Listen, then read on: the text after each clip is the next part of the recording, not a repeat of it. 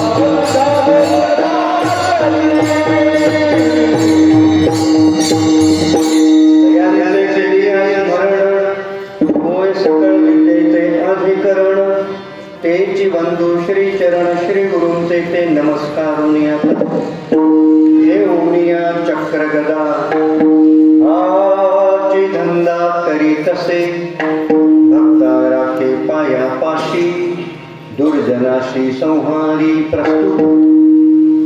प्राप्त प्रसंगी कीर्तन रूपी सेवेकरता निवडलेला अभंग हा जगद्वंद्य श्री तुकाराम महाराज यांचा अत्यंत महत्वाचा भगवंताच्या अवताराची कारण मीमांसा सांगणारा अभंग प्रस्तुत कीर्तन रूपी सेवेकरता आपण निवडलेला असू. जगद्गुरु या अभंगामध्ये भगवंताच्या येण्याची तो कुठल्या आयुधांनी युक्त होऊन या ठिकाणी येतो आणि कोणत्या कारणाने इथे आल्याच्या नंतर तो नेमकं काय काय करतो त्याचा विस्तृत विचार प्रस्तुत अभंगामध्ये करतात. गेल्या अनेक वर्षाची परंपरा संत शिरोमणी सद्गुरू सावता महाराज भजनी मंडळाच्या वतीनं जगद्गुरु तुकाराम महाराज भजनी मंडळाच्या वतीनं आपल्या गावातील कष्टकरी शेतकरी गावकरी माळकरी सर्वांच्या संयुक्त विद्यमानानं आपल्या या गावामध्ये हा अलौकिक अशा प्रकारचा राम यज्ञ सोहळा प्रतिवर्षी परंपरेनं साजरा होत असतो. पण परंपरेनं यावर्षी आपल्या गावचा बुवा आपल्या गावचा दिंडी चालक म्हणून आपल्या गावचे विद्यमान निष्ठावंत आमचे वारकरी आदरणीय हरिभक्तपरायण आमचे अशोकदादा गांगुर्डे साहेब यांच्या वतीनं या आमंत्रणाला घेऊन आपल्या सर्व मायबापांच्या दर्शनाचा योग मला आला. हे तर आपल्या या परिसरामध्ये एक भगवान शंकराच्या जवळ आणि नंतर सावता महाराजांच्या अधिपत्याखाली या ठिकाणी हा सेवा करण्याचा तिसरा चौथा योग माझा आपल्या मायबापांच्या समोर आहे. पण आज कीर्तनकार स्वतंत्र नसतो परंपरेनं. आज जन्माचा दिवस आहे म्हणून ज्याला परंपरा कळते तो अवतार तर प्रकरणच सांगेल. विठ्ठल विठ्ठल.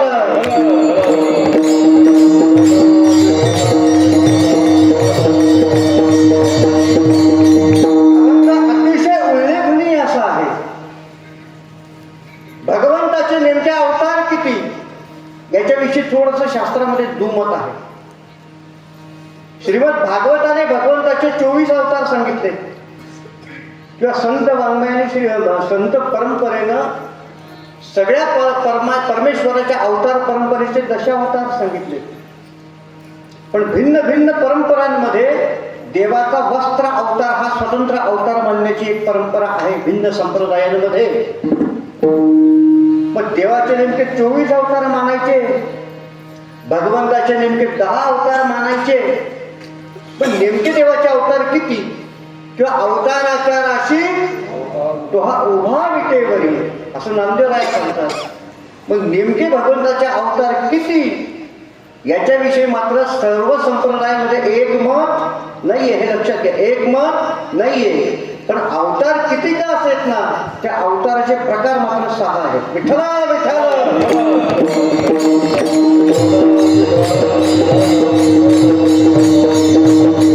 गर्गाचार्य सांगतात की 6 प्रकार कोणते? अंशांशो शस्त थावेश कला पूर्ण प्रकक्षते व्यासाद्यष्ट स्मृतष्ट परिपूर्णोत्तमं स्वयं. हे 6 प्रकार आहेत. अंश अंशांश आवेश कला पूर्ण आणि पूर्णोत्तम. कोणत्या प्रकाराचं काय योगदान आहे महाराज? अंश म्हणजे नेमका काय? अंश अवतार कोणाला म्हणायचं? मुलगा हा बापाचा अंश असतो, आमचा अंश आहे असं पण म्हणतो. पण अंश अवतार नेमका कोण? गर्ग मुनी सांगतात कार्याधिकारम कुर्वन्तः सदंशास्ते प्रकीर्तिता. भगवंतानं निर्माण केलेली जी सृष्टी आहे त्या सृष्टीमध्ये ज्या दिवशी कामाला बोलवलं त्या दिवशी कामाला येतात त्या अवताराला म्हणतात अंश अवतार. देवाने आज्ञा केली की इंद्रदेवा आज तुम्हाला सावता महाराज मंदिरात सेवा करायला जायचं आहे, लगेच ते पत्रवाळी वाढायला गेले. एखाद्याला लगेच सांगितलं भगवान श्रीकृष्णाला आज तुम्ही काय करा म्हणजे पंक्ती वाढायला जा, पत्रवाळी उचलायला जा. तर भगवंतानं नेमून दिलेल्या कामामध्ये जे योगदान देतात त्या अवताराला म्हणतात अंश अवतार. या प्रकरणामध्ये ब्रह्मादिक जेवढे देव आहेत तेवढे सगळे देव येतात. हा पहिला प्रकार आहे. लक्षपूर्वक आहे का? कोणता अवतार आहे हा? अंश अवतार. दुसरा प्रकार आहे अंशांश. तत्कार्य भारम कुर्वन्तस्तेषांशा विदितः प्रभो. कार्यामध्ये जेव्हा गरज पडेल, हे लोक जेव्हा त्यांना बोलवतील, म्हणजे सप्ताह कमिटी ज्या दिवशी वाटेल त्या दिवशी नवीन पखवाजी बोलवेल, सप्ताह कमिटीला वाटेल त्या दिवशी नवीन गायक बोलवेल. आलं का तुमच्या लक्षामध्ये? कधी हा देव, कधी तो देव, कधी तो देव, कोणी येऊ शकतो. सर्व सर्व कोण आहे? कोणी जरी असलं, पेटीवाले ते जर असलं, विठाला विठाला.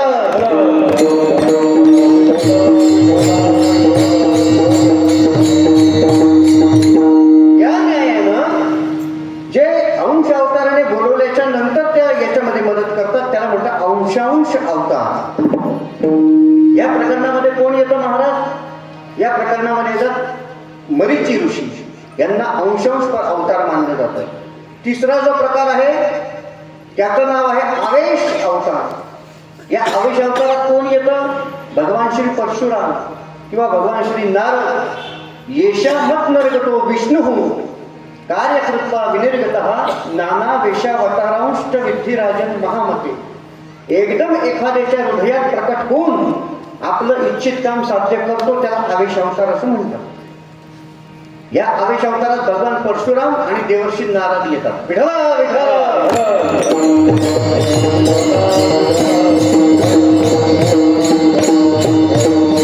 देवाचा चौथा प्रकार आहे कला अवतार. धर्म विज्ञान कृत्वा यह पुनरम तधीयत युगे युगे वर्तमान सोवतार कला हरे. त्या त्या युगामध्ये अवताराला येऊन तिथे काय लागणार आहे त्या परिस्थितीचा अंदाज घेऊन धर्म स्थापन करतो, त्याला म्हणतात कला अवतार. म्हणजे आता नेमकं इथे कसं लागणार आहे? हरिपाठात भिलवतालच म्हणायचे आहे का? हरिपाठामध्ये हात वर करूनच नाचायचं आहे का? मग तिथे त्या पद्धतीनेच झालं पाहिजे. तर तशा युग धर्माला जाणून जो त्या धर्माची स्थापना करतो त्याला म्हणतात कला अवतार. या प्रकरणामध्ये कपिल मुनींचा समावेश होतो. पाचवा जो अवतार आहे त्या अवताराला म्हणतात पूर्ण अवतार. या प्रकरणात रामराया येतात. यस्मिन सर्वाणी किंवा चतुर्व्यूह भविष्यत्र दुष्यतीच रसानव अतः परंच वीर्याणी शत्रू पूर्ण प्रकथते. या ठिकाणी 4 व्यूह प्रकट होतात आणि सगळे गुण त्याच्या ठिकाणी असूनही मर्यादा म्हणून काही गुण विलक्षित केले जातात, त्याला पूर्ण अवतार म्हणतात. जो आजच्या दिवशी या भूतलावर झालेला आहे आणि पुढचा जो आहे त्याला परिपूर्णोत्तम म्हणजे श्रीकृष्णाचा अवतार असं मानतात. विठला विठला.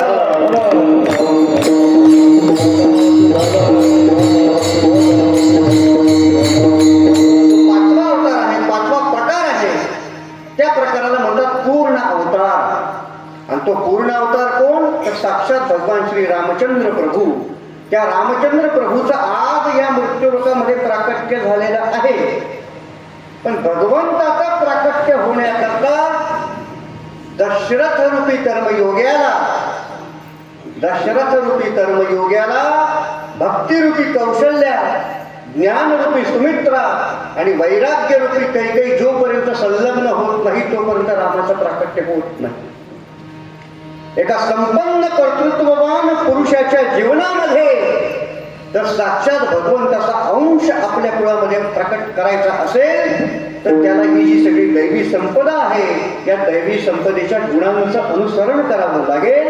ज्या वेळेला दशरथ महाराज भक्तिरूपी कौशल्याचं पाणी ग्रहण करतात, ज्या वेळेला दशरथ महाराज ज्ञानरूपी सुमित्रेला आपलंसं करतात, ज्या वेळेला दशरथ महाराज कैकेयी रूपी वैराग्याचं पाणी ग्रहण करतात, त्यावेळेला प्रभू रामचंद्र या भूतलावर अवतीर्ण होतात.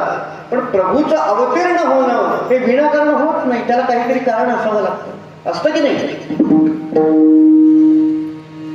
बिना भांडवलाचा कोणताच धंदा करता येत नाही मला. काही बिना टोपीचे भजन करायला लागतं, काही बिना टाळाचे टाळकरी म्हणून फिरतात. बिना याचा काही आता आमच्या साधू संतांचा नेहमीचा धंदा कोणता आहे महाराज? दिनरजनी हाची धंदा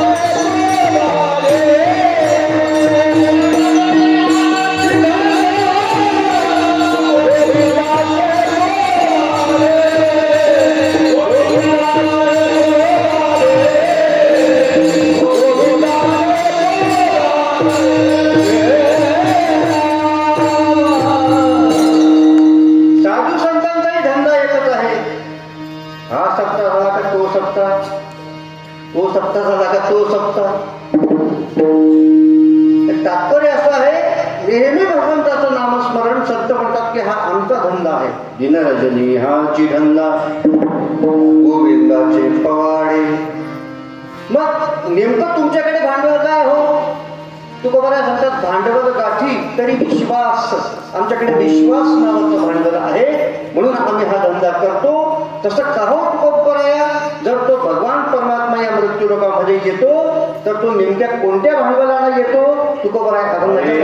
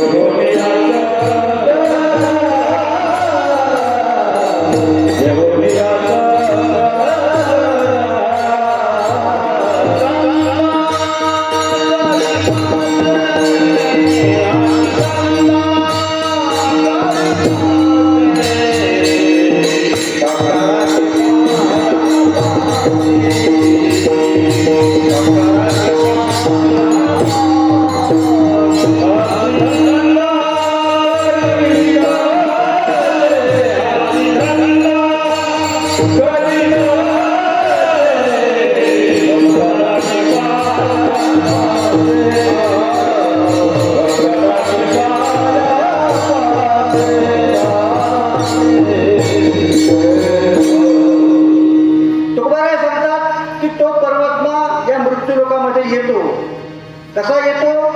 घेऊन या चक्र कदा हाची धंदा करीत असे. तो आपल्या सगळ्या आयुधां सकट या मृत्यू लोकामध्ये अवताराला येतो. जगाच्या पाठीवर एकमेव वैदिक परंपरेतली तत्वज्ञान प्रणाली केवळ हे आपल्या देवतांचं श्रेष्ठत्व सिद्ध करताना ही परंपरा मानते. इतर संप्रदायांमध्ये निर्माण झालेले त्यांचे ईश्वर असतील, त्यांचे कोणी मेसेजियर असतील, त्यांचे कोणी मोहम्मद पैगंबर असतील, ते सर्व कुठल्याही शस्त्राशिवाय या मृत्यू लोकांमध्ये येतात, संत म्हणून येतात. पण हिंदू वैदिक परंपरेमध्ये अवताराला येणारा प्रत्येक ईश्वर हा आपल्या आयुधांसकट या मृत्यू लोकांमध्ये जन्माला येतो. कुठल्याही शस्त्राशिवाय तो या मृत्यू लोकांमध्ये अवताराला येत नाही. शस्त्र असेल तर देवाचा अवतार आपल्याकडे मानला जातो. म्हणून तुकोबाराय सांगतात की तो परमात्मा कसा येतो? तर घेऊन या चक्र गदा हाची धंदा. तर कोणता धंदा करतो? तुकोबाराय अभंगाच्या दुसऱ्या चरणात सांगतात,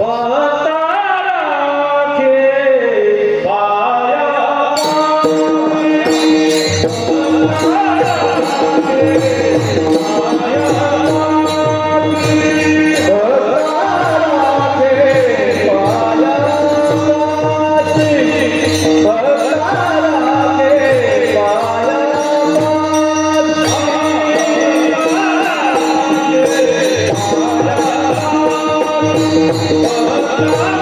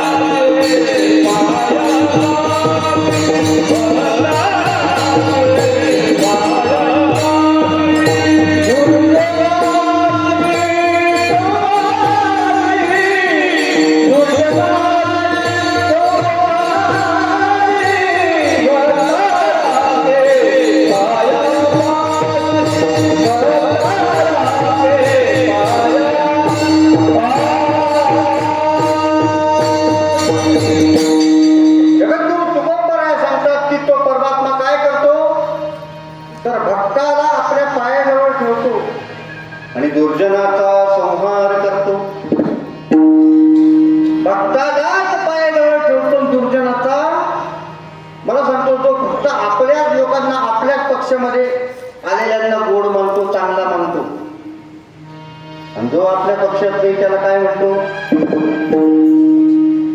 आपल्याकडे जोपर्यंत नाहीये तोपर्यंत त्याच्या मागे ईडी आहे, ईडी बिडी पिढी सगळे त्याच्यामध्ये आहे. जोपर्यंत आपल्याजवळ नाही तोपर्यंत. आणि तो का आपल्या पक्षात एकदाचा आला की आपल्या पक्षात आल्याच्या नंतर तो पुनीत, पवित्र, अतिशय उत्तम असं त्याचं चरित्र होतं बरं का. कुणाचं? आपल्याकडे आलेल्याच असतं. पण तुकोबरायांनी सांगितलं की तो परमात्मा काय करतो? तो भक्ताला पायाजवळ ठेवतो आणि दुर्जनाचा संहार करतो. तुकोबरायांच्या या अभंगाच्या या चरणामध्ये नानासाहेब वैषम्य नावाचा दोष दिसतो. मी सांगतो तुम्हाला चिंतन. विठ्ठला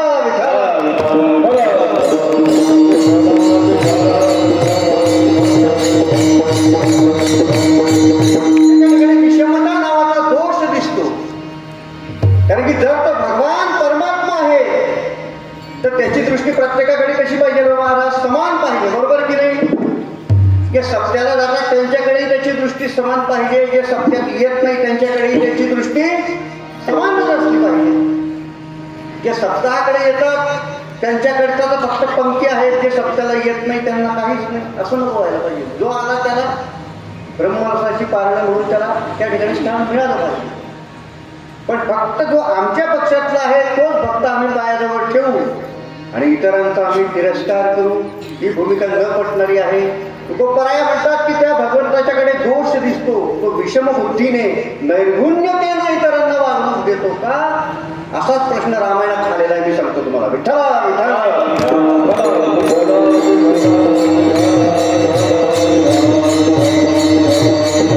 भगवंताचा अवतार घेण्याचं नेमकं कारण काय? धर्मशास्त्रीय परंपरा काय सांगते? यदा यदा हि धर्मस्य ग्लानिर्भवति भारत अभ्युत्थानम धर्मस्य तदात्मानं सृजाम्यहं परित्राणाय साधूनां विनाशाय च दुष्कृतां धर्म संस्थापनार्थाय संभवामि युगे युगे. धर्मावर संकट येईल त्याच्या वेळेला मी अवतीर्ण होईल, हे गीतेत भगवंताचं वचन आहे. आणि धर्मावर संकट आल्याच्या नंतरच तो येतो. पण धर्मावर आलेलं संकट घालवत असताना त्या ठिकाणी त्याला ज्या पद्धतीनं त्याच्यातली जी मोजणी आहे, त्याच्यातला जो म्हणजे निवडणं आहे, ते निवडणं शास्त्र आणि अशास्त्राच्या मान्यतेवर अवलंबून आहे. कारण की धर्म हा काही सावयव पदार्थ नाहीये. धर्म हा काही व्यक्ती नाहीये. धर्म हा काही सावयव पदार्थ नाही. धर्म हा गुण आहे. आणि धर्म हा गुण जो आहे तो गुणीच्या आश्रयाने राहतो. याला वेदांतामध्ये गुणगुणी समुच्चय असं म्हणतात. धर्म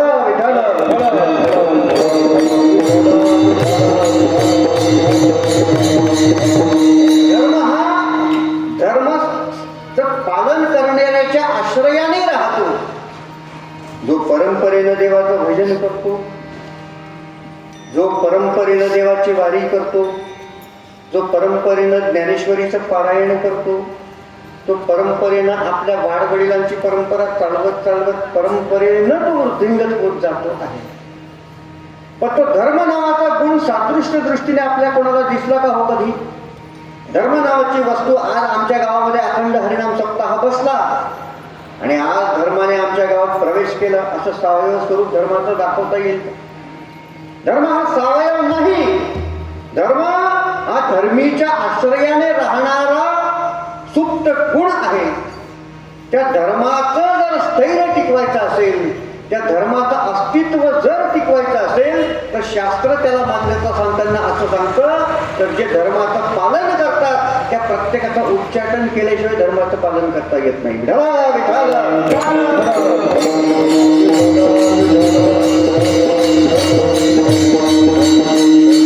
धर्माचं पालन करणारे जेवढे गुणी असतील, पंढरीची वारी करणारे असतील, संतांची वारी करणारे असतील, नामस्मरण सगळं करणारे जे असतील ते धर्माच्या त्या गुणाला आश्रयस्थान म्हणून ते धर्म कर्म करता आहे.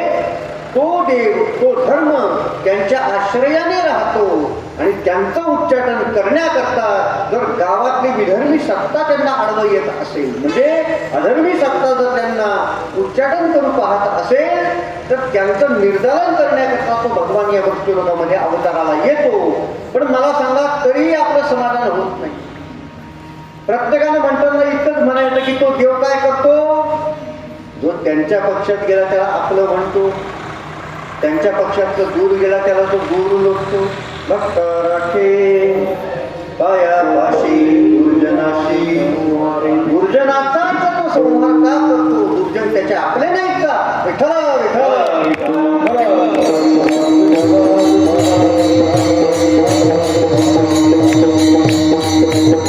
दुसरी गोष्ट आहे, छोट्या छोट्या प्रमाणाने आपल्याला सांगता येईल.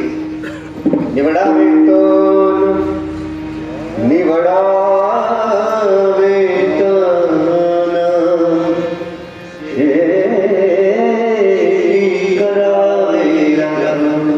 तर शेती चांगली व्हावी असं वाटत असेल तर त्या शेतातला तण निवडून फेकावं लागेल, उपटून फेकावं लागेल. तुकोबाराय बोलतायत ना, निवडावे खडे तरी दळण बोज घडे.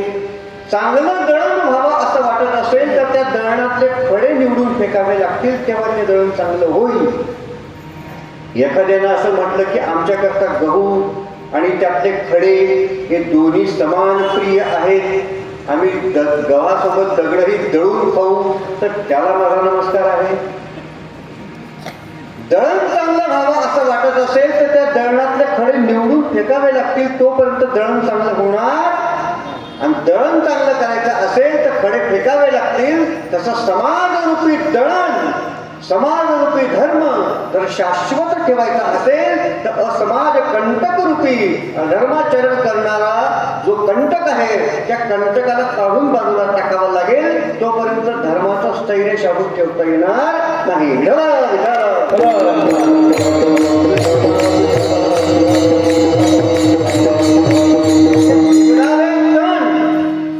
किंवा निवडावे खडे हे सगळे विरुद्ध वेगळे केल्याशिवाय त्या वस्तूचं आपल्याला संगोपन संवर्धन करता येत नाही.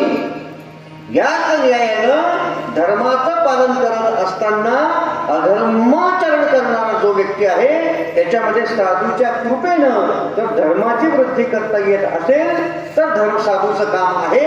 पण साधूनं ज्या वेळेला ते प्रवृत्त होत नाही त्यावेळेला मात्र देवाचंच काम आहे.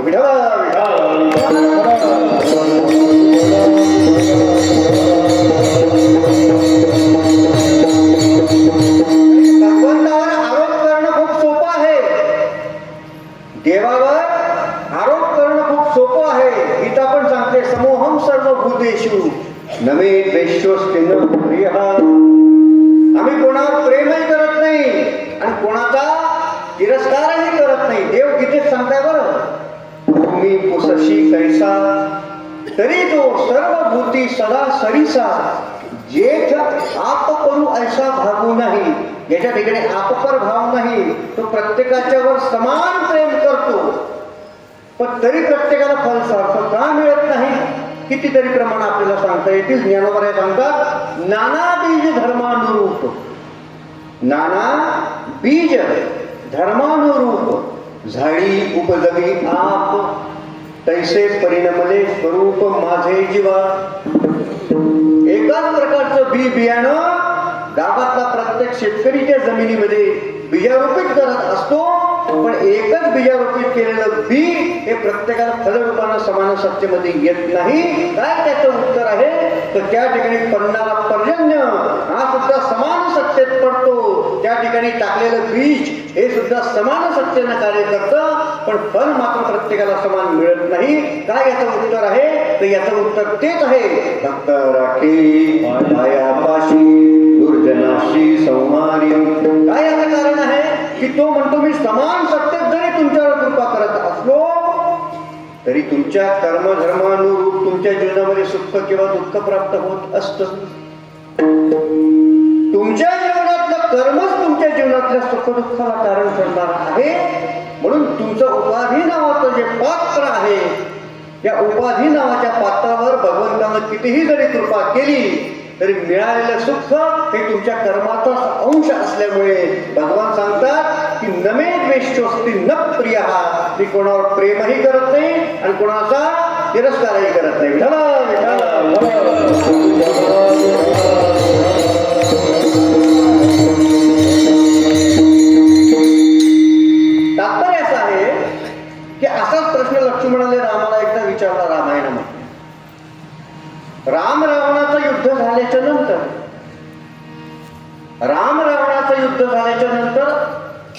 सारथी आणि रथ देण्याकरता इंद्र या मृत्यू लोकामध्ये अवतरण झाला. इंद्र आल्याच्या नंतर इंद्राने काय सांगितलं म्हणजे, हे देवादिदेव भगवान रामचंद्र, मी तुमच्या चरणावर वंदन करतो, कारण की तुम्ही सगळ्या देवता रावणाच्या ताब्यातून मुक्त केल्या, म्हणून मी देवांचा राजा इंद्र आज तुम्हाला काहीतरी देण्याकरता प्रवृत्त झालेलो आहे. तेव्हा माझ्याकडे काही मागता येत असेल, काही मी तुम्हाला देऊ शकत असेल तर तुम्ही माझ्याकडून मागून घ्यावं, म्हणून वरम गृही असं इंद्रानं सांगितलं. कुणाला? रामचरित्राला. भगवान रामरायाला हे सांगितल्याच्या नंतर रामरायानं सांगितलं की काही हरकत नाही. काय मागितलं रामानं? रामानं मागताना मागितलं की जे आमच्या पक्षामधून युद्ध करत होते, राम म्हणतात जे आमच्या पक्षातून युद्ध करता करता युद्धामध्ये मरण पावले, त्या प्रत्येकाच्या वरती अमृत शिंपडून त्या सर्वांना जिवंत कर. अमृत कुणावर शिंपडायला सांगितलं आहे? जे युद्धात मरण पावले त्यांच्यावर, कीर्तनात झोपलेल्यांवर नाही बरं का. जे युद्धात रामाच्या पक्षातलं युद्ध करता करता मरण पावले त्यांच्यावरती प्रभूनं सांगितलं की तुम्ही त्यांच्यावरती अमृत शिंपडा आणि त्यांना जिवंत करा. रामानं सांगितल्याच्या नंतर इंद्रानं तथास्तु म्हणून ते काम केलं. पण बाकीचे काहीही जे काही घडलेलं असेल ते सगळं ऐकून लक्ष्मणानं रामावर पहिली तयार केली. लक्ष्मण म्हणाला की मला तेच म्हणायचंय जे सगळ्या सप्तातले कीर्तनकार लोक बोलतात, तू भक्ता राखे पायापाशी दुर्जनाशी संहारी. म्हणजे जे लोक तुझ्या पक्षातलं युद्ध करताना मरण पावले त्या सगळ्यांना तू जिवंत करतोयस, आणि जे त्याच्या पक्षातलं युद्ध करताना मरण पावले त्यांना तू मारतो आहेस. म्हणजे तू किती निर्दयी आहे. तुझ्यासारखा निर्दयी या जगात कोण आहे? नाना पद्धतीनं रामाची त्यांनी त्या ठिकाणी निर्वचना केली. रामाला विचारलं मला एक तर याचं खरं कारण सांगा, नाही तर तुमच्यावरती मी तुम्ही निर्मोही असल्याचा आरोप करतो. लक्ष्मणानं असं म्हटल्याच्या नंतर प्रभू रामचंद्रांना त्याला सांगितलं की काही गोष्टी खाजगीच सांगायच्या असतात बाबा. रात्री सप्त्यात माईक मधूनच सांगितलं पाहिजे असा काही नियम आहे का? जे सकाळी गुप्त बैठकीत ठरलंय ते समजत नाही का म्हटले तुम्हाला? गावच्या समोरच बोलणं सांगितलं पाहिजे का असं नाही असं. तशाच पद्धतीनं लक्ष्मणाला सांगितलं की मी तुला खाजगीच सांगतो नेमकं काय प्रकार आहे. आणि मग लक्ष्मणाला प्रभूनं सांगितलं की बाळा, राम आणि रावणाच्या युद्ध करत असताना जेव्हा दोन्ही एकमेकांच्या समोर युद्ध करत आहेत तेव्हा रामाचा पक्ष आणि रावणाचा पक्ष हे एकमेकाच्याकडे पाहून युद्ध करत आहेत, एकमेकाला मारायचं कापायचं काम करत आहेत. तेव्हा जे लोक रामाच्या पक्षातनं युद्ध करता करता त्या युद्धामध्ये मारले गेले, त्या प्रत्येक मारल्या गेलेल्या रामसेवकानं मरताना कोणाचं तोंड पाहिलं हो?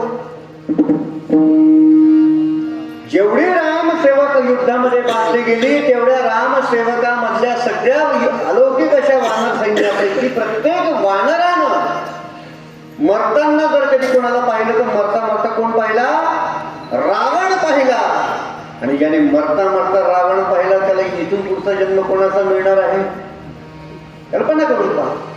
आणि हाच नियम म्हटलं तिकडे जाऊन पहा की जे लोक रावणाच्या पक्षात युद्ध करत होते त्या प्रत्येक युद्धवीराला ज्या वेळेला वीरगती प्राप्त झाली, ज्या वेळेला युद्धात वीर मरण प्राप्त झालं, ते वीर मरण प्राप्त होत असताना मरता मरता त्यांनी कोण पाहिला हो? जेवढ्या राक्षसांनी मरता मरता राम पाहिला तेवढ्या लोकांना पुन्हा जन्माला येण्याचं काही कारण शिल्लक राहत नाही. आणि त्याच्यामुळे तुला दिसताना जरी मी माझा राग त्यांच्याविषयी दिसत असेल तरी त्यांच्याविषयी माझा राग नसून त्यांच्याविषयी प्रेमच आहे. विठ्ठल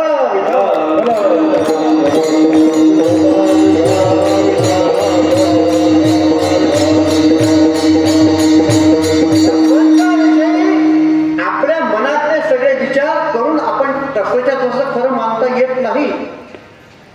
शास्त्राने आपल्याला काय सांगितलं त्या परंपरेचं पालन करणं वर्तमान काळामध्ये सर्वात कठीण आहे ना. लक्षात घ्या, धर्मशास्त्र सांगेल, शास्त्र सांगेल की राज्य ही तृणमानावे. ज्ञानोबा काय बोलतात की धर्मशास्त्राच्या व्यतिरिक्त जीवन जगणारी जी पिल्लावळ आहे जी ज्ञानोबा तुकोबारायांच्या प्रांतात राहूनही ज्ञानोबा तुकोबारायांच्या मार्गाचं आचरण करत नाही, ती पिल्लावळ पाकिस्तानातली समजावी. हिंदू म्हणून जन्माला आलेला जो ज्ञानोबा तुकोबारायांचा पाईक आहे, त्यानं जर कधी स्वतः त्या मार्गाचं आचरण केलं नाही तर त्याला आपण काय म्हणावं. तशाच पद्धतीनं तुकोबाराय सांगतात की तो ज्या पद्धतीनं त्या राक्षस वीरांवरती कृपा करता झाला, त्यानं राक्षसांवर कृपा केली की त्यांच्यावर तो रागावला. क्षोभ आणि कृपा मातेशी समान. एकाला आई फटके देते आणि एकाला जीव लावते, त्याच्यावर प्रेम करते, त्याच्यावरही तिचा अधिकार सारखाच आहे. ज्याला कान फटक देते त्याच्यावरही तिचा अधिकार समान आहे. बरोबर की नाही? तर जो जास्त कमवून आणतो त्याला जास्त रात्री चपात्या वाटते. कॉर्पोरेट मध्ये ही परिस्थिती बरं का. तुम्ही कितने कमाया है उस हिसाब से तुमको रोटी मिलेगा. इतर ठिकाणी परिस्थिती आहे. पण आपल्या ग्रामीण वर्गामध्ये आई जो कमी योग्यतेचा आहे, त्याची योग्यता कमी आहे, त्या मुलाला जास्त चपात्या वाटते, त्याला जास्त जीव लावते. म्हणजे क्षोभ आणि कृपा मातेशी समान. आई ज्याला जे पाहिजे ते देऊन त्याला कृतार्थ करण्याचा प्रयत्न करते. तसं तुकोबाराय म्हणतात की तो परमात्मा ज्याच्यावर प्रेम करतो त्याच्यावरही कृपाच करतो, आणि ज्याला युद्धात ठार मारतो त्याच्यावरही तो कृपाच करतो. आणि म्हणून तुकोबाराय म्हणतात की तो फक्त राखे पायापाशी दुर्जनाशी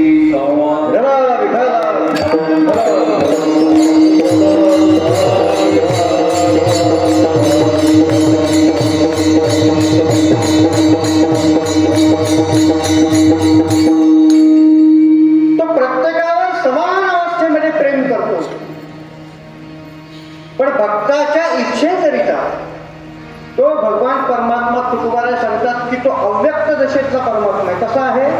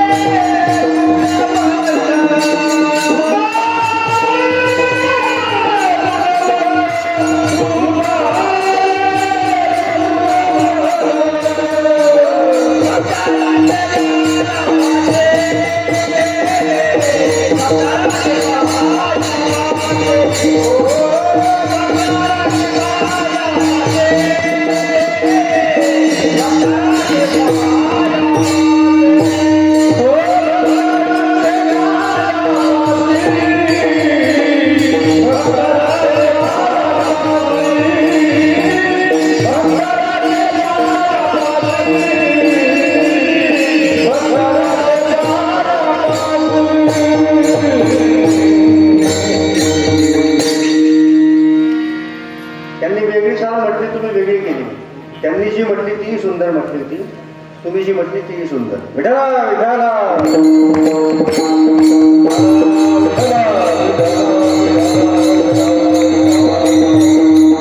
रामायणाचे प्रथम कवी आहेत बोलिले वाल्मिक, तैसेची करी. आलं का लक्षात? वाल्मिक ऋषींनी सांगितल्याप्रमाणे भगवंतानं कार्य केलं. तुकोबाराय काय म्हणत आहेत? अव्यक्त ते आकार आले. भगवान व्यक्त आहे की अव्यक्त आहे? भगवंताचं स्वरूप व्यक्त आहे की अव्यक्त आहे? व्यक्त. अव्यक्त निराकार नाही का आकार. अव्यक्त निराकार नाही का आकार. अव्यक्त निराकार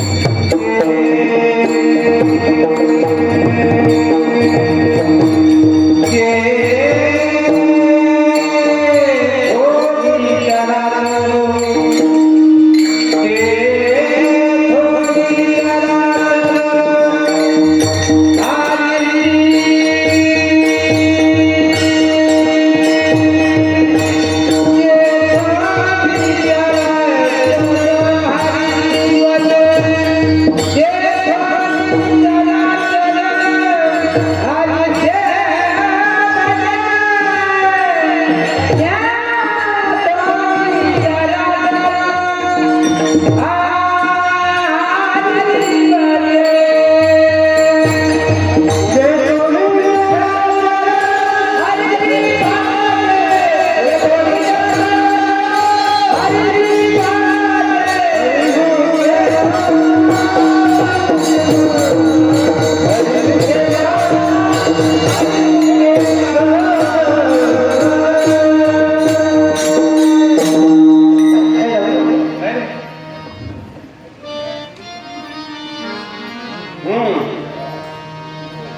अव्यक्त आहे तो व्यक्ततेत आणला. पुढे आणला, संतांनी आणला. आला का तुमच्या लक्षामध्ये? आवडे हे रूप भोजे आवडे हे रूप भोजे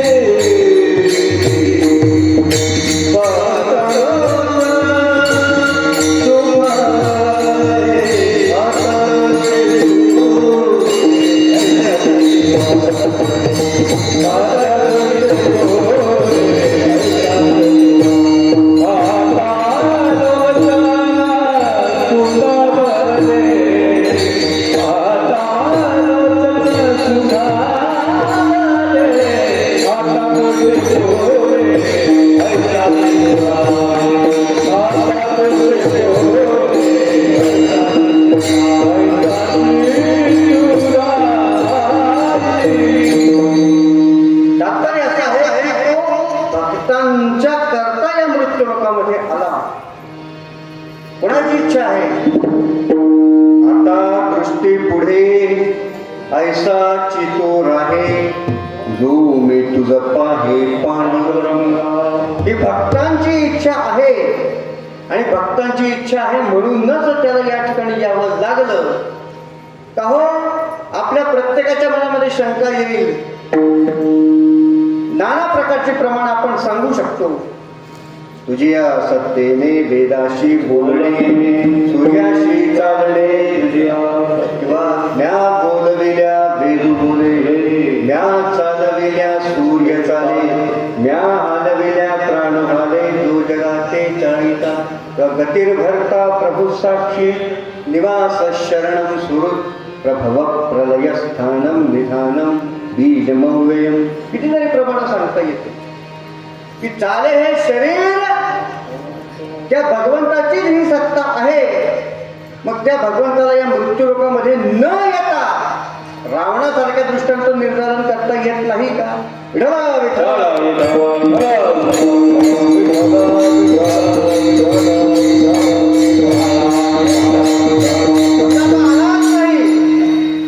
येता त्याला हे शक्य होणार नाही का? एखाद्या शत्रूचं मर्दान करणं, निर्धारण करणं, कंस मारणं, रावण मारणं, हे त्याला शक्य होणार नाही का? होईल का ना होईल? काय वाटतं तुम्हाला? काहीतरी पाहून माझ्याकडे रिस्पॉन्स तरी द्या. वाटतं का तुम्हाला की तो न येता हे सगळं करू शकत नाही असं? जर तो न येता हे सगळं होत असेल, तो न येता या ठिकाणी जर कधी वृक्षाचा प्राण हलत असेल, तो न येता या ठिकाणी जर कधी सगळं काही बरोबर सृष्टीचक्र आरंभ होत आलं असेल, तर या सर्व वेळेला तो न येता हे काम होतात. मग रावणाला मारण्याकरताच त्याला काय यावं लागलं? काहीतरी याची कारणं असतील ना महाराज. याची 100 कारणं आहेत. आपण 2-3 कारणाचा विचार करू. विठाला विठाला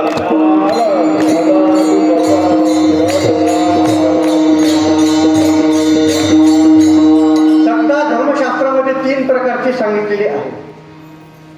कुठलाही साधक बाधक व्यवहार घडून येण्याकरिता समान सत्तेमध्ये तो व्यवहार घडला गेला पाहिजे. सत्ता ही 3 प्रकारची आहे. पहिली जी सत्ता आहे तिचं नाव आहे पारमार्थिक सत्ता.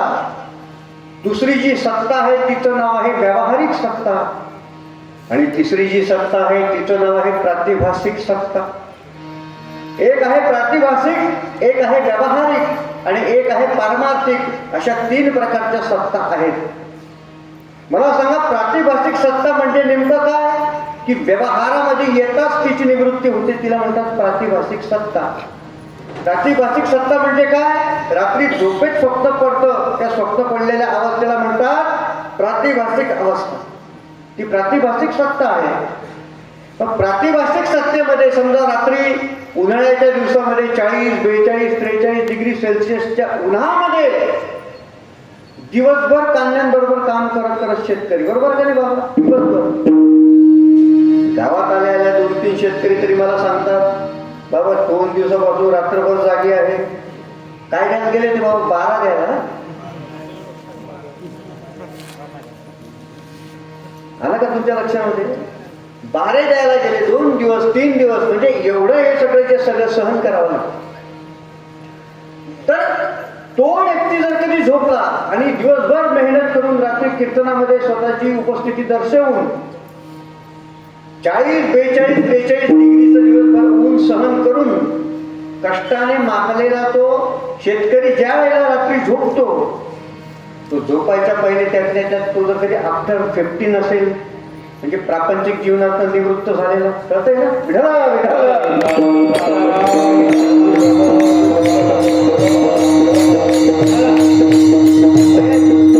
वयाची 50 ओलांडल्याच्या नंतर ते मस्त बाहेर खाट टाकता अशी मस्तपैकी रात्री तांब्याचा गडू भरून ठेवतो.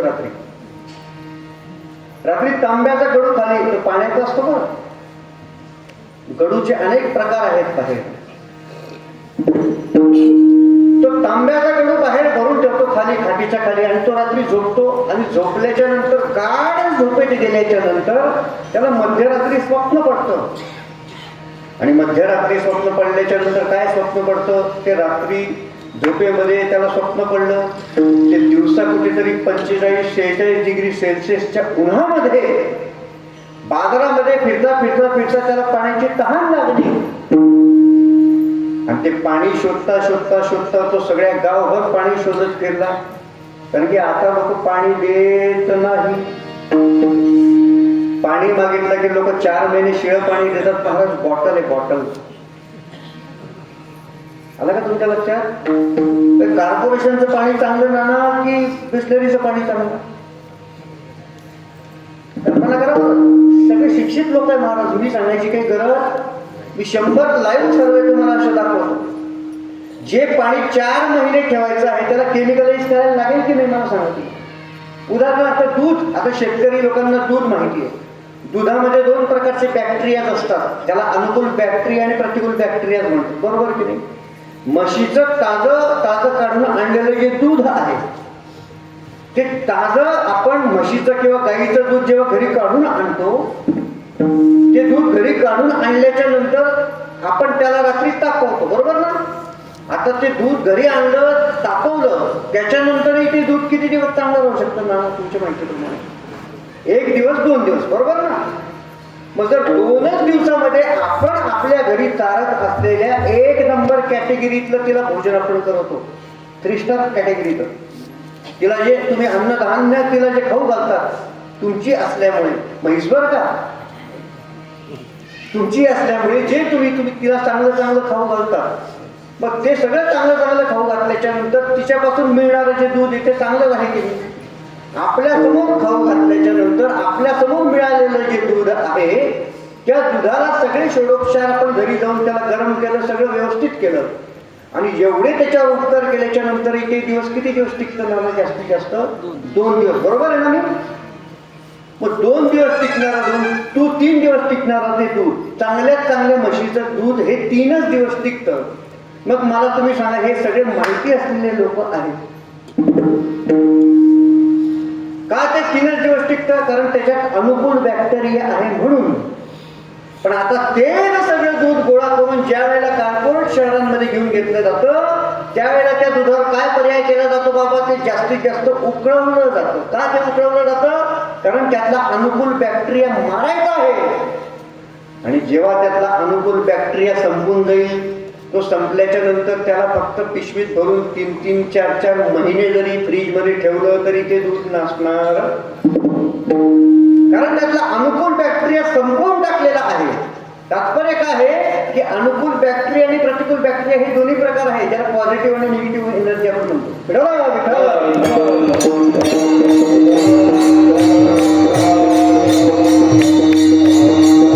त्याच पद्धतीनं दिवसभर जमलेला शेतकरी रात्री तांब्या भरून ठेवलेला असताना स्वप्नामध्ये त्याला तहान लागली.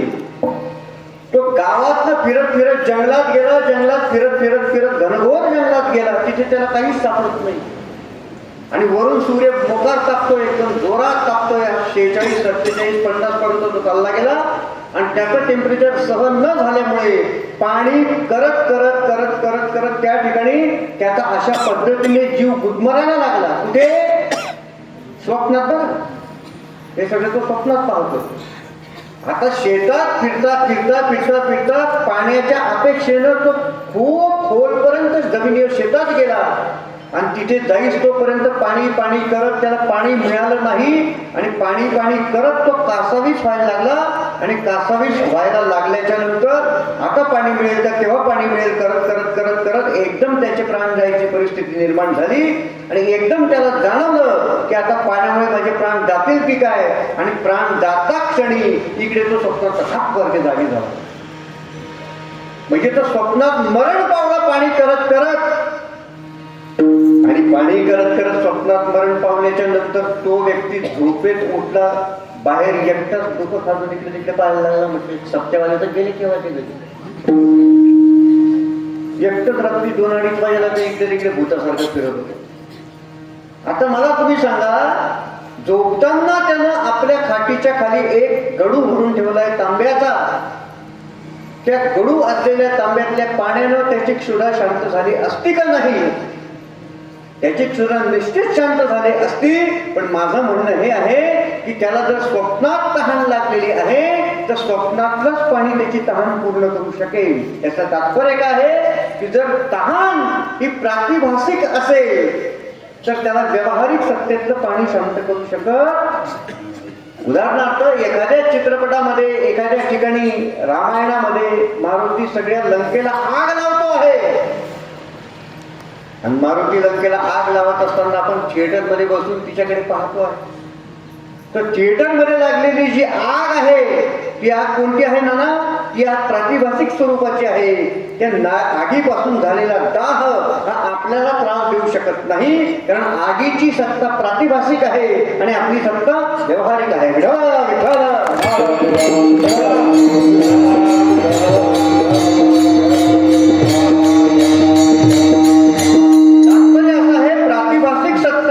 जोपर्यंत व्यवहार तिला दृष्टीस पडत नाही तोपर्यंत प्रातिभासिक सत्तेची निवृत्ती होत.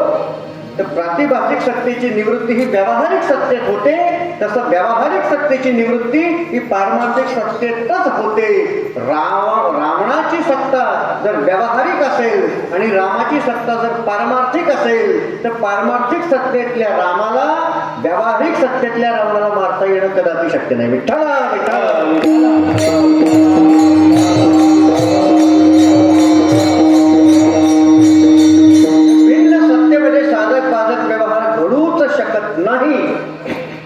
आणि भिन्न सत्तेत जर साधक बाधक व्यवहार घडणार नसेल तर तुकोबाराय सांगतात की तो अव्यक्ततेत आहे.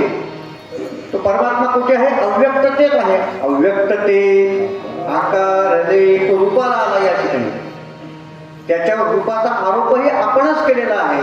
तो आज या ठिकाणी भक्तांच्या इच्छेस्तव अवताराला आला. आणि त्या अवताराला आल्याच्या नंतरही त्याच्या जीवनात काय काय घटना घडल्या तुम्ही बघा ना. विठ्ठल विठ्ठल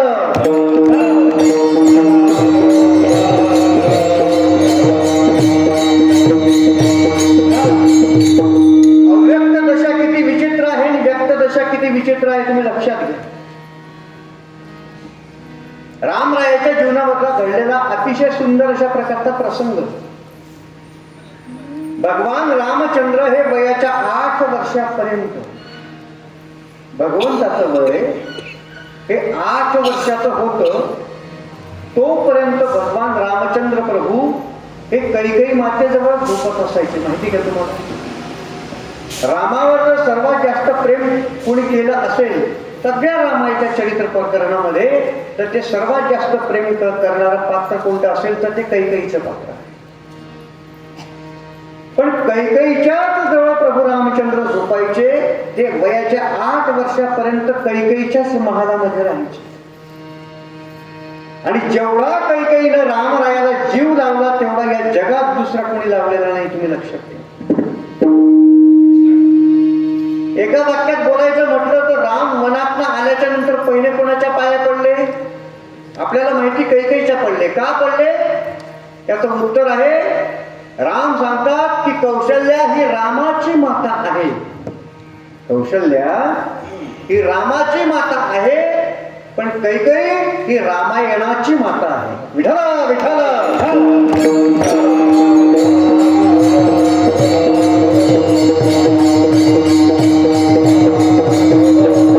कैकेयीच्या सारखं चरित्र या ब्रह्मांडात दुसरं कोणी नाही.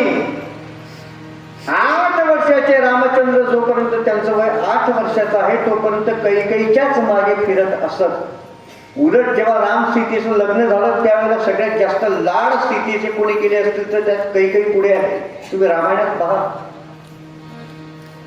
आणि ज्या वेळेला 8 वर्षाचे रामचंद्र होते त्या रामानं एक दिवशी कैकेयीच्या समोर जी लीला केली ती आपण ऐकलेली आहे. त्या कैकेयीच्या समोर 8 वर्षाच्या रामानं एकदा अशी लीला केली की संध्याकाळच्या वेळेला ज्या वेळेला चंद्र उदयान्वित होतो, चंद्र हा मनाचा कारक ग्रह मानला जातो बरं का, म्हणून ज्याला प्रेयसीची आठवण येते त्याला संध्याकाळी येते. आला का तुमच्या लक्षामध्ये? प्रियकराची आठवण सुद्धा संध्याकाळीच येते, कारण चंद्राच्या उपस्थितीमध्येच मनाचं कारक कार्य हे विस्कळीत होत असतं. तुम्ही लक्षात घ्या. याचं शास्त्रोक्त कारण आपल्याकडे आहे.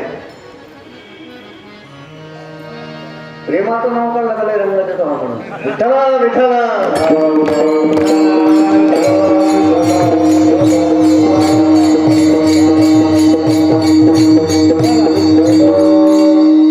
तुम्हें देखते हो तो लगता है युगों से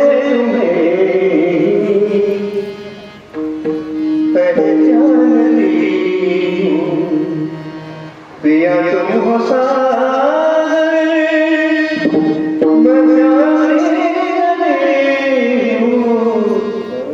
यही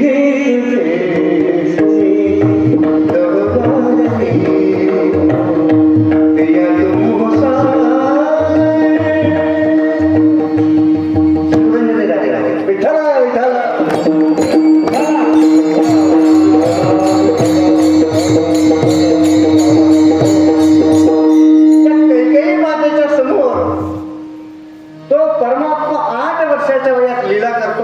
तिच्या कंबर पट्ट्याला धरून भगवान प्रभू रामचंद्रानं तिला आलिंगनबद्ध करून एक दिवशी रामचंद्र बोबड्या स्वरात कैकेयी मातेशी बोलू लागले की आई, तू या समस्त भूमंडलावरती जिथपर्यंत पाणी आहे तिथपर्यंत अस्तित्व सिद्ध असलेल्या राजाची आवडती पट्टराणी आहेस.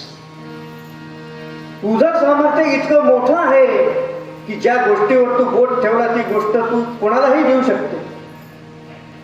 पण तुला कधी असं वाटलं नाही का आपला राम आहे ज्याच्यावर फक्त प्रेमाची भाषा, त्याला आलिंगन करून आपण फक्त त्याच्याशी गोड गोड बोलतो, पण तुला असं कधी वाटलं नाही का की आपल्या रामाला एखादी वस्तू द्यावी, एखादी गोष्ट द्यावी, एखादा बंगला घेऊन द्यावा, एखादं मोठं पॅकेज द्यावं? तुला वाटलं नाही का कधी? आईच्या समोर प्रभू रामचंद्र हे बोलत असताना कैकेयी मातेनं सांगितलं की अरे बाळा, तू सांग ना, तुला नेमकं अपेक्षित काय आहे? तू सुखी राहावा, तू आनंदी राहावा म्हणून तुला जे अपेक्षा असेल ती माझ्याकडे माग. मी दशरथाची पट्टराणी आहे, तू म्हणशील ती गोष्ट तुला क्षणार्धात मी प्राप्त करून देईन.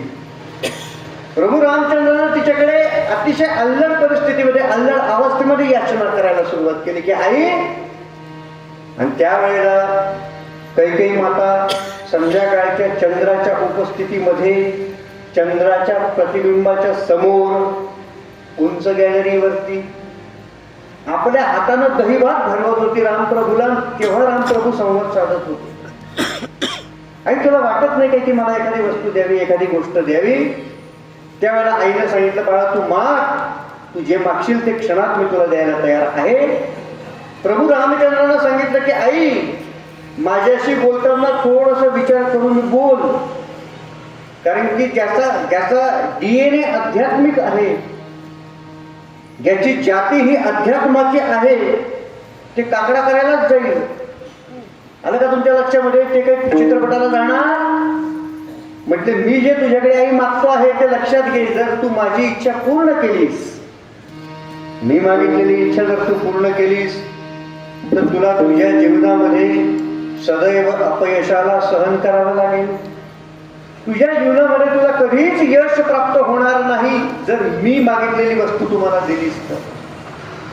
रामप्रभूनं कैकेयीला असं सांगितल्याच्या नंतर कैकेयी म्हणते, अरे तुझ्यासारखा पुत्र ज्याला प्राप्त झाला, ज्याला तुझ्यासारखा पुत्र प्राप्त झाला, त्याला या जगामध्ये आणखी कोणत्या यशाची अपेक्षा असेल? रामराया तू माग, तुला दिल्याच्या नंतर मला माझ्या जीवनामध्ये कितीही मोठं अपयश मला प्राप्त झालं, कितीही मोठं अपयश मला सहन करावं लागलं, ते मला कबूल आहे, पण तू माग, तुला काय मागायचं आहे? रामरायाच्या समोर ज्या वेळेला ती कैकेयी असं बोलायला लागली, त्यावेळेला रामरायाने तिला सांगितलं की आई जर मी मागितलेली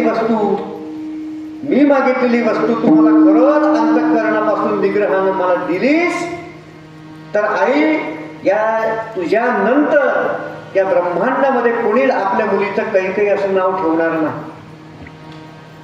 जर मी मागितलेली वस्तू तुम्हाला पाहायला केलीस तर कोणीच आपल्या मुलीला कैकेयी हे नाव देणार नाही. कैकेयी मातेने सांगितलं की असं भी या युग तक चलती रहेगी यही कठोर कहाणी. अनेक युगांपर्यंत ही कठोर कहाणी चालू आहे समाजामध्ये की युग युग तक चलती रहेगी यही कठोर कहानी. रघुकुल में भी थी एक अभागन नारी. माझ्या इतकं दुर्दैवी या जगात दुसरं कोणी नाही आहे की ज्या ज्या वेळेला रामरायाच्या चरित्राचं बखाण केलं जातं त्या प्रत्येक वेळेला माझ्या नावावरती शिव्याशाप देऊन ती सगळी कारणं माझ्यावर तोडली जातात. कैकेयी माता रामरायाच्या समोर बोलते आहे, म्हटले मला काही हरकत नाही, माझ्यानंतर कोणी कैकेयी आपल्या मुलीचं नाव नाही दिलं तरी चालेल, पण ज्याच्यानं मला राम सुखी होणार असेल ते द्यायला मला आवडेल. आणि कैकेयी रामाच्या समोर आपली हतबलता सिद्ध करत असताना शेवटी रामरायानं सांगितलं की बघ आई, जे मागणं मी तुझ्याकडे मागतोय ना, हे मागणं जर तू पूर्ण केलं तर तुझ्या या कपाळावरचं कुंकू तुला कदाचित पुसावं लागेल, तुला तुझ्या जीवनामध्ये वैधव्याला प्राप्त व्हावं लागेल आणि स्वतःला विधवा होऊन जगावं लागेल. असं ज्या वेळेला प्रभू रामरायानं कैकेयीच्या समोर सांगितलं त्यावेळेला त्या कैकेयीने एकदम डोळ्यामध्ये अलगद आलेले अश्रू पुसत रामरायाला विचारलं की राजा, अरे बाळा असं कोणतं मागणं माझ्याकडे तू मागतो आहेस की ज्याच्यामुळे मला माझ्या कपाळावरचं कुंकू पुसावं लागेल?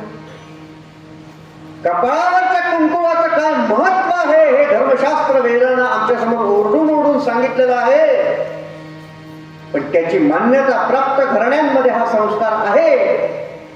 ज्या घराण्यांमध्ये त्या कुंकुवाचं महत्व नाही त्यांच्याविषयी मला काहीच बोलायचं नाही. विठ्ठल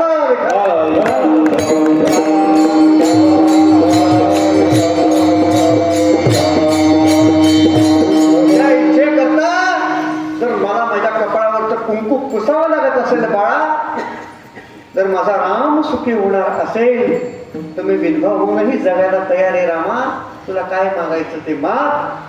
एवढं रामरायानं बोलल्याच्या नंतर कैकेयीच्या समोर रामप्रभू बोलायला प्रत्युक्त झाले, तयार झाले आणि त्या प्रभूनं कैकेयीला सांगितलं की आई आपल्या अयोध्येमध्ये एक वेळेला अशी परिस्थिती निर्माण होईल की ज्या वेळेला आमच्या चारही भावंडांची लग्न होतील, या चारही भावंडांची लग्न झाल्याच्या नंतर तुला लहान्याकरता राज्य आणि माझ्याकरता 14 वर्षाचा वनवास या पतीकडे वरदान म्हणून मागायचा आहे.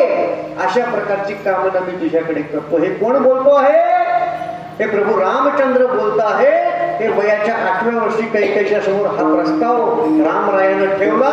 कैकेयी मातेनं रामाच्या डोक्यावरचा हात फिरवून रामाला सांगितलं तुझ्या आनंदाकरता, हे रामा तुझ्या आनंदाकरता मला अपयश मान्य आहे, तुझ्या आनंदाकरता मला विधवा होऊन जगणंही मान्य आहे, पण तुला विरह सहन करून जर मला काही स्वर्गाचं सुख प्राप्त होणार असेल तर तुझ्या विरहाच्या पुढे हे सगळं मला अमान्य आहे. मी कोणत्याच प्रकारचं वचन तुला देत नाही. तिच्या डोक्यावर ठेवलेला हात कैकेयीनं पुसून टाकला आणि रामाला सांगितलं की काही करावं लागलं तरी मी चालेल, पण कैकेयीला रामाचा विरह सहन करता येणं केवळ अशक्य आहे. मी तुझा विरह सहन करू शकत नाही देवा. आणि कैकेयीनं जेव्हा रामरायाच्या समोर अशा पद्धतीने विरोध केला त्यावेळेला त्या कमरपट्ट्याला धरून त्या लहानशा रामरायानं कैकेयी मातेला पुन्हा बिलगुन अलिंगित होऊन रडायला सुरुवात केली. काय म्हणाले भगवान, अगं आई मी तुझ्या कुशीत तुझ्या कुळात जन्माला आलो हे माझं तेवढं सौभाग्य आहे. सगळ्या वेदाला, सगळ्या शास्त्रांना, सगळ्या पुराणांना मी ओरडून सांगेन की माझ्या कैकेयी मातेनं माझ्यावर ही कृपा केली. आई तुझ्या कुळात जन्माला आलो हे माझं सौभाग्य आहे. पण विचार कर, जर या अयोध्येतनं मला बाहेर जाता आलं नाही तर असंख्य वर्षापासून आपल्या गुरुच्या वाक्यावर विश्वास ठेवून 10,000 वर्षापासून माझी वाट पाहणाऱ्या शबरी मातेचं महाराज तिला मुक्त कोण करेल, तिला मुक्तीचा आशीर्वाद कोण प्रदान करेल. शेकडो वर्षापासून शरभंग नावाचे ऋषी त्यांच्या हाडाचा भुगा झाला. त्या शरभंग ऋषींना त्यांच्या ऋणातून उतराई करण्याचं काम मला तिकडे जाऊन करायचं आहे. आई असंख्य देवता रावणानं आपल्या बंदिवासात टाकलेल्या आहेत. त्या सर्व देवतांना जर कधी मी मुक्त केलं नाही तर मला पुन्हा जन्माला यावं लागेल, पुन्हा अवतार घ्यावा लागेल. तोपर्यंत त्या सर्वांना मुक्त करण्याचं दुसरं साधन नाही. आणि त्या सर्वांना मुक्त करायचं असेल तर तुला तुझ्या जीवनामध्ये हे अपयश सहन करावं लागेल.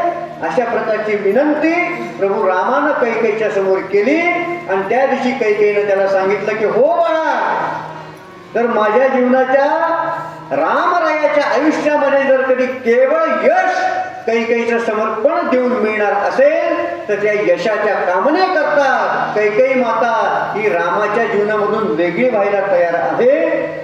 आणि याच दिवसापासून कैकेयी माता ही रामापासून तटस्थपणे राहायला लागली. इथपासूनच कैकेयी रामापासून तटस्थपणे जगायला लागली. आणि त्या कैकेयीनं जे पुढे भविष्यात वरदान मागितलं त्याची कामना रामरायानं केली. म्हणून तिला रामायणातलं वैराग्य म्हणतात. विठला विठला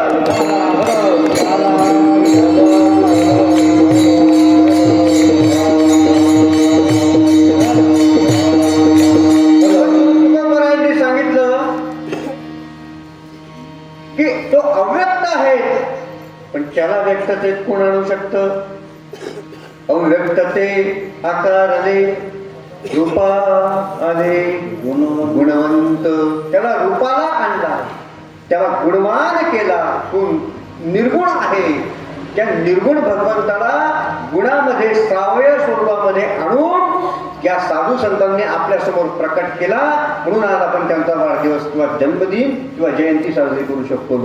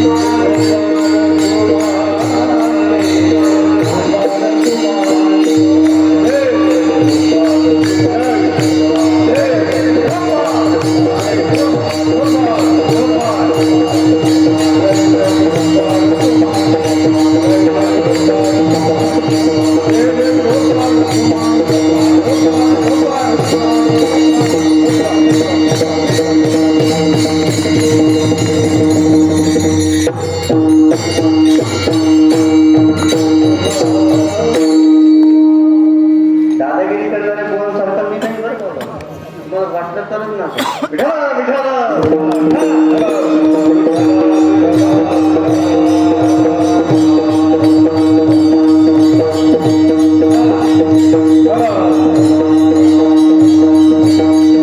नाचायचाही प्रकार असतो बरं.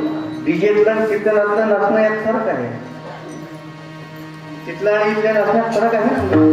त्याला पाऊली म्हणतात ना मला, एक पाय पुढे मग दुसरा पाय. तर ते असो, त्याच्यावर खूप बोलून झालेलं आहे. तुकोबार यांनी सांगितलं की तो अव्यक्त दशेतला परमात्मा व्यक्ततेत आलेला आहे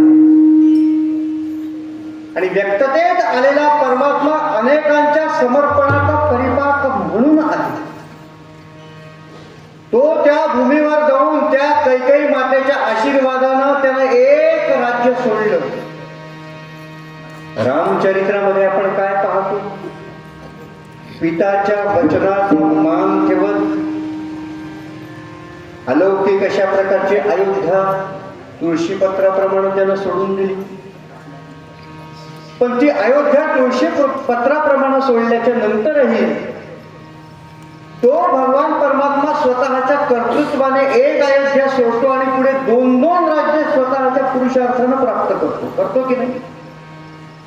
त्या प्रभूनं ज्या वेळेला किष्किंधा कांडामध्ये हा प्रसंग येतो, त्या किष्किंधेत गेल्याच्या नंतर वाली हरवला आणि वाली हरवल्याच्या नंतर नियमाप्रमाणे ते राज्य कोणाचं होतं?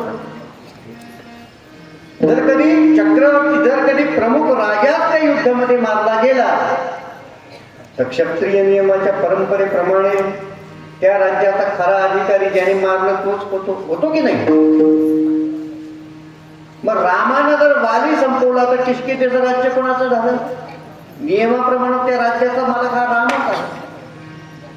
त्यानंतर रावणाच्या राज्यासंबंधाने तो नियम आहे. रावण जर रामानं मारला तर त्या लंकेचा राजा कोण होतो? नियमाप्रमाणे रामच होतो. एका कैकेयी मातेच्या आशीर्वादानं एका अयोध्येवर पाणी सोडलं तर पुढे 2-2 राज्य त्याच्या वाटेला आली. पण दोन्ही राज्य त्याच्या वाटेला आल्याच्या नंतर सुद्धा त्या दोन्ही राज्यांना नाही म्हणण्याचा औदार्य त्याच्या ठिकाणी आहे की नाही? मला तुम्ही सांगा, एवढ्या सीमांना सुरक्षित ठेवण्याकरता त्या प्रभूने किती मोठी क्रांती केली तुम्ही कल्पना करा. विठाला विठाला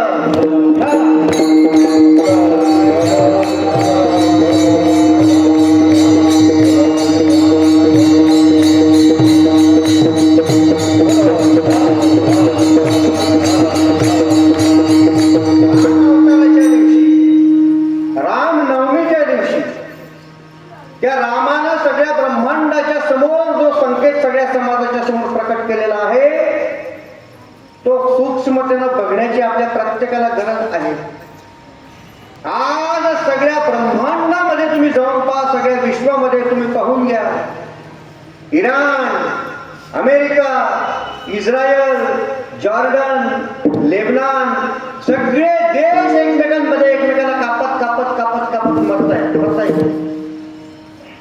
इकडे रशिया, युक्रेन हे आपसामध्ये एकमेकांना मारून मरतात. मग तात्पर्य असं आहे, सगळ्या जगामध्ये अशांतता आहे. पण भारतवर्षामध्ये मात्र आपण वळतं पाहतो आहोत. भारतवर्षामध्ये मात्र आपण कीर्तन प्रवचन ऐकतो आहोत. भारतवर्षामध्ये आपण नाचून कुठून हरिपाठ गायन करतो आहोत. एवढ्या प्रकारचं स्थैर्य का आपल्याकडे आलं? कारण की भारतवर्षानं त्या रामराजाच्या तो जो नियम आहे, दुसऱ्याच्या सीमेवर जाऊन त्याचं मिळालेलं प्राप्त करण्याची कधी कामना केली नाही. लंकेचं राज्य मिळालेलं असताना सुद्धा रामरायानं एका मिनिटात त्याचा त्याग केलं. सांगितलं की नियमाप्रमाणे जरी लंकेचा मी राजा होत असलो तरी सुद्धा हे राज्य मला नको, हे राज्य तुमच्यातल्याच कोणाला तरी द्या. ही वृत्ती आमच्या भारतवर्षातल्या परंपरेनं आजपर्यंत सांभाळून ठेवलेली आहे. याला डिप्लोमसी म्हणतात. आम्ही लेक्चर करतो महाराज, त्या डिप्लोमसीमध्ये हेच सांगितलं जातं, जागतिक अर्थकारणामध्ये हेच सांगितलं जातं. आज जर कौरव पक्षाचा प्रतिनिधी म्हणून कोणाला पाहायचं असेल तर कौरव म्हणजे कोण? कौरव म्हणजे अमेरिका. आज जर आपल्याला कर्ण म्हणून बघायचं असेल तर कर्ण म्हणजे कोण? जो स्वतःच्या अस्तित्वाकरता जन्मभर युद्ध करत राहिला त्या कर्णाला पाहायचं असेल तर आजचा इस्रायल पाहून घ्या, जो फक्त स्वतःच्या अस्तित्वाकरता लढतो आहे. मी स्वतः कोणत्याच प्रकारचा गुन्हा केला नाही, तरी सगळ्या समाजानं माझी सदैव विडंबनाच केली. स्वतःच्या अस्तित्वाकरता आजही इस्रायल लढतो आहे, तो त्या काळातला कर्ण आहे. अनेक देशांनी एकत्र येऊन त्या रशियाला संपवण्याचा प्रयत्न केला. 28 देश, किती 28 नाटोचे देश एकत्र येऊन त्याला संपवण्याचा प्रयत्न करतात, तरी त्याला काही फरक पडत नाही. तो रशिया म्हणजे त्या काळातला पितामह भीष्म आहे. आणि ज्या इराणवर अमेरिका, इस्रायल सर्व देशांनी एकत्र येऊन युद्धाचा प्रसंग तयार केला, तो इराण म्हणजे नेमका कोण, तर तसं त्या काळातला विराट होता, तसं या काळातला इराण आहे.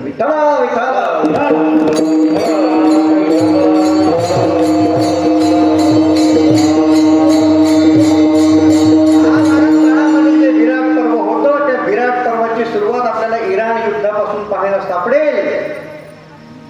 त्याही काळामध्ये भारत रूपी श्रीकृष्ण परमात्मा सगळ्या जगाला ओरडून सांगत होते की युद्ध नको, शांती, डिप्लोमसी, चर्चा याच्यानं तुम्ही वाद सोडवा, युद्धानं काहीही प्राप्त होणार नाही. आणि आजही भारत सगळ्या जगाला ओरडून हेच सांगतो की युद्धानं काही प्राप्त होणार नाही. तुम्ही डिप्लोमसीच्या मार्गाने जा, तुम्ही टेबलावर बसून चर्चा करा. तात्पर्य असं आहे की तशाच प्रकारची सगळी जी आपल्याकडे शास्त्र पद्धती आहे ती त्या काळापासून विकसित झालेली आहे. याच्यावर आपल्याला पुष्कळ बोलता येईल, पण तुकोबारांनी आपल्याला सांगितलं आता 11 वाजून गेलेले आहे, खालून लोक सिग्नल द्यायला लागलेले आहेत. तुका म्हणे पूर्वी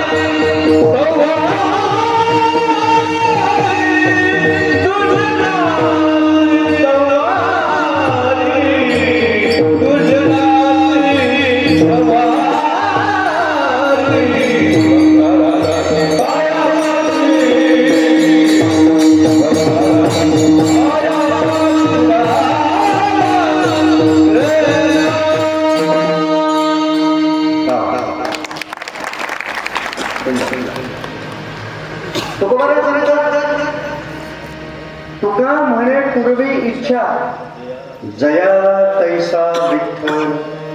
जशी ज्याची कामना असेल तसा त्याला तो भगवान परमात्मा प्राप्त होईल.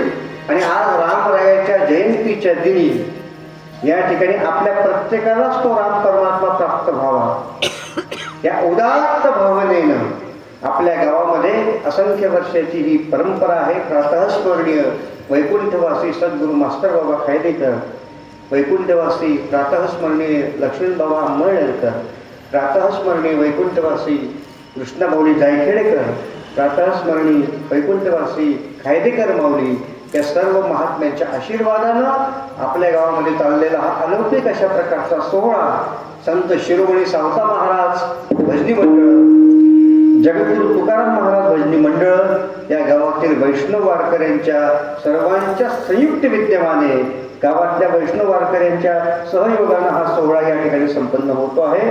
आमच्या डांगोर्डे साहेबांच्या कृपेमुळे म्हणा, प्रेमामुळे म्हणा, या ठिकाणी आज मला या ठिकाणी येऊन आपली सेवा करता आली. आज कीर्तनाला उभे असलेले सगळेच दिग्गज आहेत, एका होणी बळीले. सगळ्यांची नावं घेणं चुकीचं तर 100% आहे, पण बाबा उद्या जाऊ द्यायला पाहिजे ना गावात. तर तेव्हा आपल्या गावाचे महाराज आदरणीय हरिभक्तपरायण गोविंद बाबा बागुल प्रसाद महाराज, त्या महाराजांचं नाव मला माहीत नाही, भास्कर महाराज, उत्तम तुम्ही स्वर चांगला छान लागलेला आहे तुमचा. बाबा आहेत, उत्तम रागदारीचं ज्ञान आहे. वाल्मिक महाराज आहेत, दीपक पाहुणे आहेत, आमचे महाराज आहेत दीपक दादा, गिगावरून आले सत्रे नाना आहेत, शत्रू नाना आहेत, आमचे विडेकरी बाबा आहेत, आमचे आबा महाराज, दादा भाऊ, हिरामन महाराज, ही सगळीच मंडळी, आमचे पकवाजी महाराज उस्ताद एक नंबर वाजवायला. पहिले तर टाळे झाले पाहिजे त्याच्याकरता. उत्तम अशा प्रकारचं वादन आहे, म्हणजे जिथे कान पिळलं पाहिजे तिथे तो बरोबर पिळतो. आता तुमच्या लक्षामध्ये की त्याला माझी भाषा कळेल बरोबर. सुंदर अशा प्रकारचं वादन आमचे पंढरीनाथ महाराज या सर्वांच्या उपस्थितीमध्ये, साऊंडवाल्या बाबांच्या उपस्थितीमध्ये, टिका बाबा, नवल महाराज, बापू सगळ्यांच्या उपस्थितीत, आपल्या सर्वांच्याही उपस्थितीमध्ये हा कार्यक्रम करण्याचा योग आला. तुमचे नाव पुढच्या वेळेला लिहून दिले ज्ञानेश्वर